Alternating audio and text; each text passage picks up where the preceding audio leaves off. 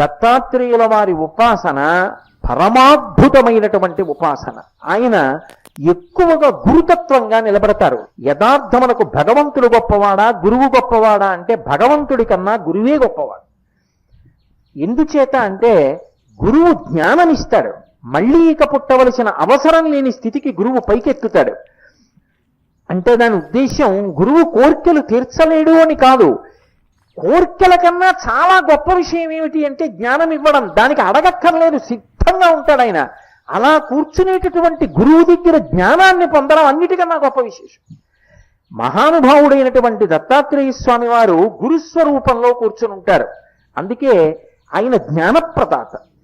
మిగిలినటువంటి అవతారాలకి దత్తాత్రేయ స్వామి వారి అవతారానికి ఒక గొప్ప భేదం కనపడుతుంది. మిగిలినటువంటి అవతారాలలో సంప్రదాయ సిద్ధంగా ఎక్కడో ఏదో పైన ఒక గురువు కనపడతారు.